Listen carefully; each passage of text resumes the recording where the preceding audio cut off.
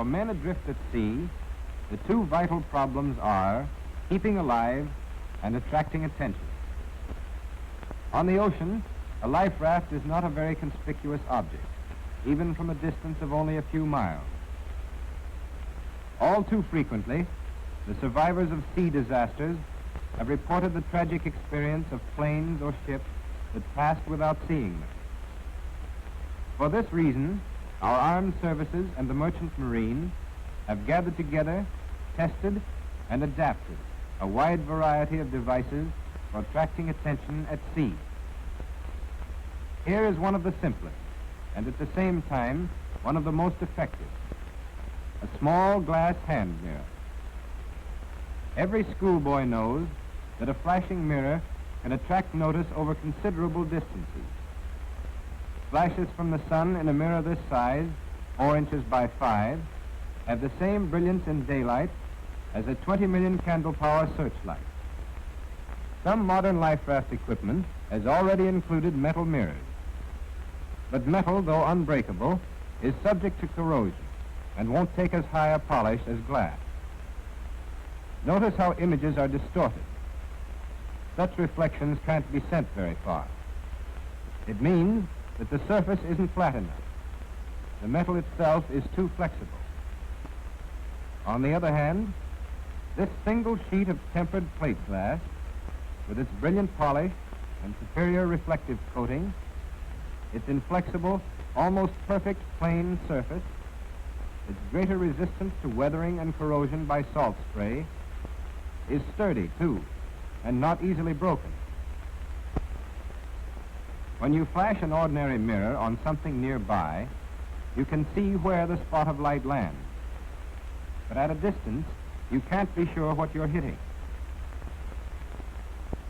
What makes this mirror different from the one you shave by is the fact that it has an aiming device. The reflective backing is aluminum, deposited in the form of vapor, and so thin that 100 pounds would meet all the requirements for equipping all the services. Over it is baked a protecting coat of black lacquer, on which instructions for use are printed. But in the middle is a circle covered only with clear lacquer, where the aluminum shows through, providing a back mirror, in the exact center of which the aluminum has been left clear, in the shape of a small cross. This is the sighting cross, through which the operator can sight his target, and through which a cross-shaped sunbeam falls on his own body. If the operator faces halfway between the sun and his target, he will see this sunbeam cross reflected in the rear mirror. Now, while keeping his eye on the target through the sighting cross, he can tilt the mirror until the reflection of the sunbeam cross falls exactly on the sighting cross. When he has all three lined up with his eye, reflected sunbeam, sighting cross, and target, he is absolutely sure that his flashes are playing on that target. This is why he knows. The sunlight has passed in a straight line through the center of the mirror and cast a cross on the operator. Whenever two straight lines intersect, as in the case of this sunbeam and mirror, the angles lying on opposite sides are called vertical angles, and they are always equal. When the operator adjusted the mirror so that he saw the sunbeam cross falling on the sighting cross, he was really reflecting the cross from his body to the center of the mirror to his eye. And just as billiard balls always bounce off an edge at the same angle at which they hit it, so flat polished surfaces always reflect an image at the same angle at which they receive it.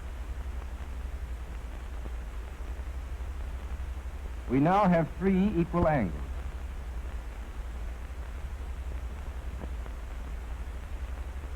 But the line of reflection to the operator's eye must be a part of the straight line between his eye and the target, which he has never let out of sight. And so we have another pair of equal vertical angles, making all four angles equal.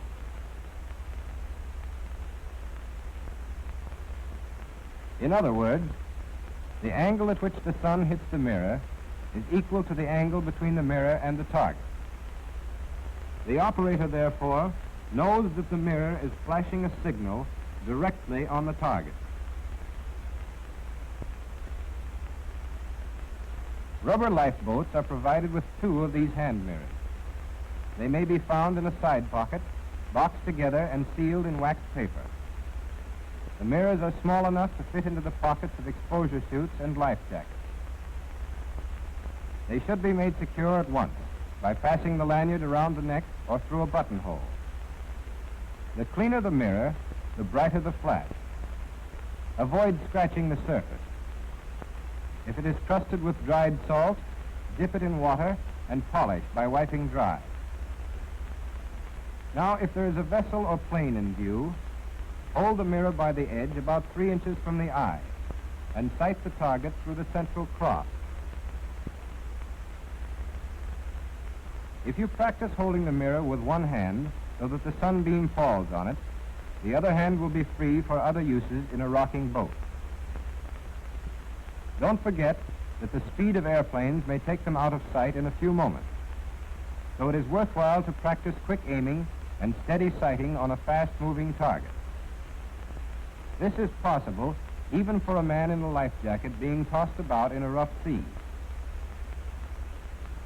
If there is no craft visible, watch for smoke on the horizon, for flashes that may come from airplane wings or surface vessels. Sweep your signal constantly along the horizon and in the sky just above it. You may hit a possible rescuer whom you yourself can't see because of the sun's glare, for instance. Since these distress signals can be aimed so that they flash persistently and repeatedly at the possible rescuer, they are easily distinguished from chance glints on the waves. Their light is also much more intense. All air pilots and ship's officers have been instructed to investigate flashes of this sort. The mirror throws a beam of about half a degree and has a range in bright sunlight of about 10 miles, more or less, depending on atmospheric conditions, the height of the sun, and its direction from the target. As long as the sun is visible, even if most of the sky is overcast, signals can be sent to all quarters of the compass. But as the sun gets nearer the horizon, the range gets shorter in the direction opposite to that of the sun.